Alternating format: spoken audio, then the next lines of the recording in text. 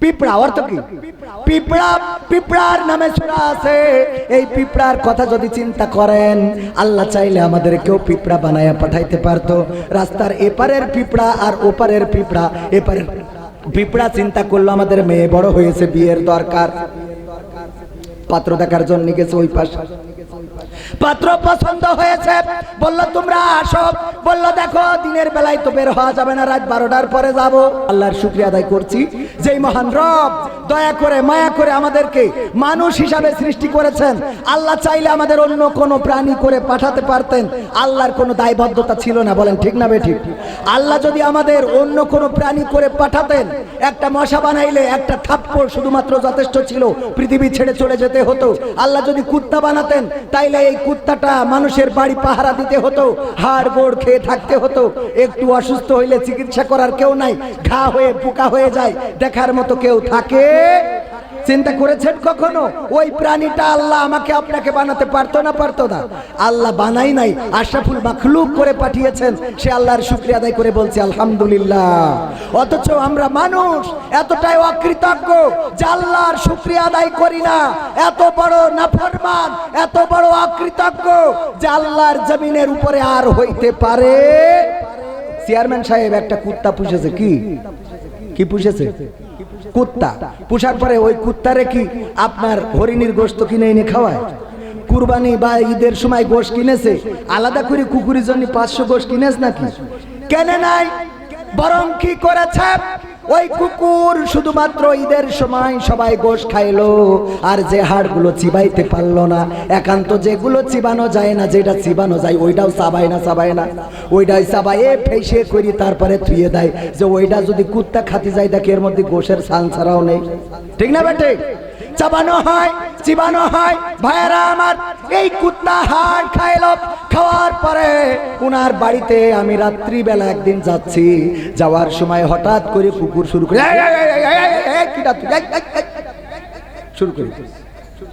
আমি তো বেকায়দা অবস্থা। কুত্তাই করে ঘাউ ঘাউ শুরু করেছে, ইচ্ছা মতো শুরু করে দিল।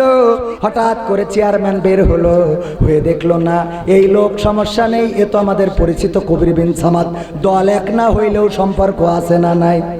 চেয়ারম্যান সাহেব কুত্তারে ধমক দেবে না, আমারে ধমক দেবে? কারে দেবে? কুত্তারে ধমক দেয়। চুপ থাক। কুত্তা বুঝতে পেরে ভুল একটা হয়ে গেছে, বোঝে না। আর কি ও ঘেউ ঘেউ করবে? ঘেউ ঘেউ তো করে না।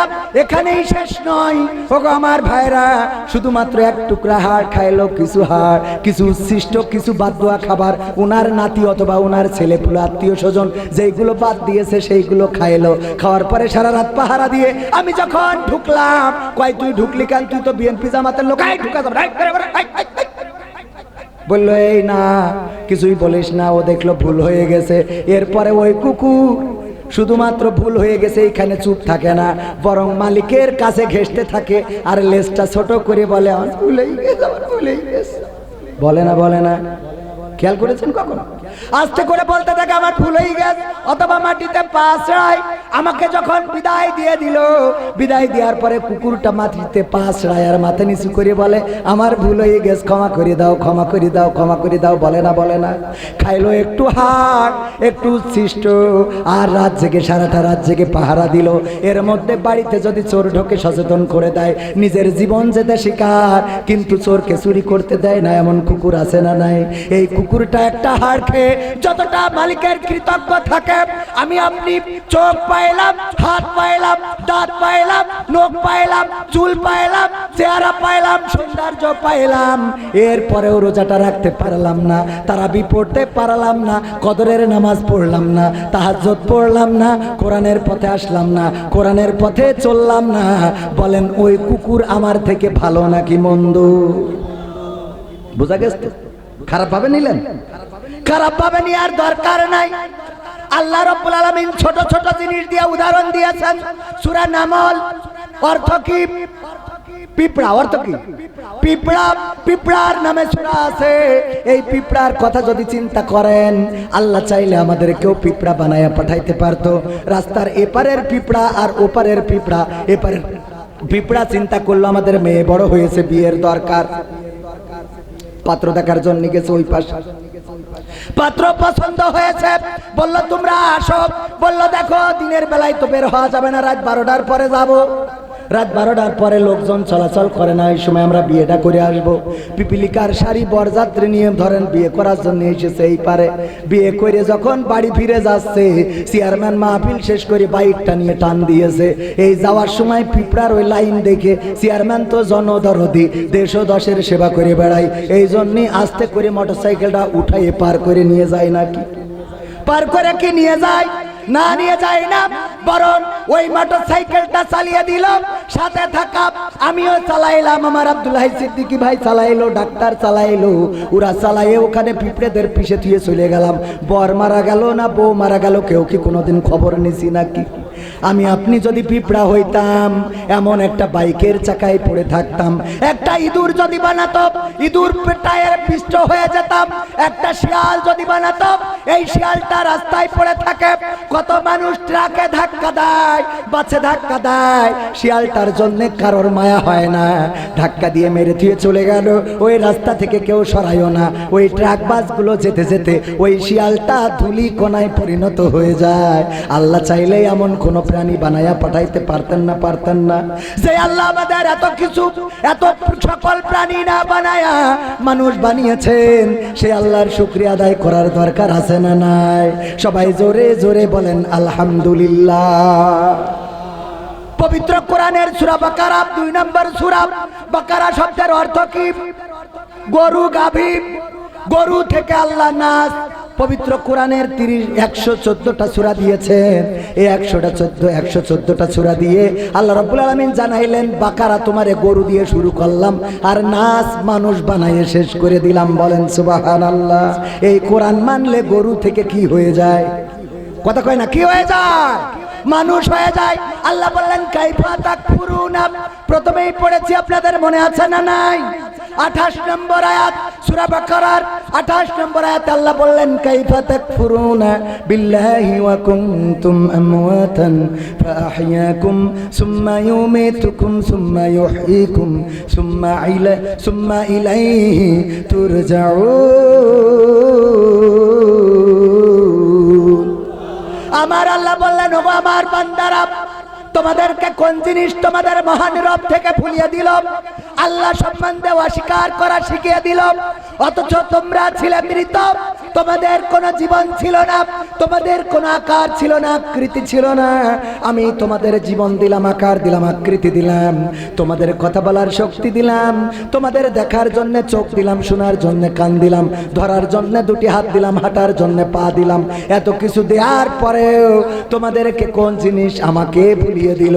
অথচ তোমরা মৃত ছিলে, তোমাদের জীবন্ত করলাম, আবার একদিন তোমাদের মৃত্যু ঘটাবো, আবার একদিন বেলা শেষে তোমাদেরকে আমার কাছে ফিরিয়ে নেব। ফিরে যেতে হবে কার কাছে? কথা কয় না, আল্লাহর কাছে ফেরা লাগবে না? লাগবে না। আমরা অপর পবিত্র কোরআনের 20 নম্বর সূরা 55 নম্বর আয়াত সূরা তাহা আল্লাহ বলছেন, মিনহা খলাকনাকুম ওয়া ফিহা নুঈদুকুম ওয়া মিনহা নুখরিজুকুম তারাতান উখরা। ও আল্লাহর বান্দা, এই আয়াতটা নাজিল হয়েছে, আমরা কবরে যে পড়ি, কিন্তু কবরের জন্য নাজিল হয় নাই, কবরবাসীদের জন্য নাজিল হয় নাই। এই আয়াতটা নাজিল হয়েছে আল্লাহ রাব্বুল আলামিন মুসা আলাইহিস সালামকে দিয়ে ফেরাউনকে বলেছিল, ফেরাউনকে ভালো করে বোঝাও, ওগো ফেরাউন, এই মাটি থেকে তোমাকে সৃষ্টি করা হয়েছে, আবার একদিন এই মাটিতে তোমাকে ঢুকিয়ে দেওয়া হবে, আবার একদিন এই মাটি থেকে তোমাকে জীবন্ত করে উঠানো হবে। সুতরাং তোমার কিসের ক্ষমতা, কিসের লড়াই, কিসের বড়াই, কিসের পাওয়ার, কিসের শেয়ার, সব রেখে একদিন আল্লাহর কাছে হাজিরা দিতে হবে। ঠিক না বেঠে? রঙ্গরাসের দিন ছিল আমার একদিন, 12 ঘন্টা বেলায় আমার সন্ধ্যা হইল, পাখি উড়ে যাওয়ার বুঝি সময় হলো, পাখি উড়ে যাওয়ার বুঝি সময় হলো। শরীরে চামড়া ছিল টান, মিষ্টি সুরে গাইতাম গান, গলার আওয়াজ আমার কত দূরে যাইতো। শরীরে চামড়া ছিল টান, মিষ্টি সুরে গাইতাম গান, গলার আওয়াজ আমার কত দূরে যাইতো। পাইকা গেল মাথার চুল, কথা বলতে পড়ে ভুল, পাইকা গেল মাথার চুল, কথা বলতে পড়ে ভুল। চোখে দেখি গন্ডগোল, দন্ত নড়িল, পাখি উড়ে যাওয়ার বুঝি সময় হলো, পাখি উড়ে যাওয়ার বুঝি সময় হলো। ঠিক না বেঠি? পাখি উড়ে যাবে, কবে যাবে জানি না, কোন অবস্থায় যাবে জানি না। হঠাৎ করে খবর আসতে পারে কবির বিন সামাদ আর নাই, হঠাৎ করে খবর আসতে পারে চেয়ারম্যান আর নাই, ডাক্তার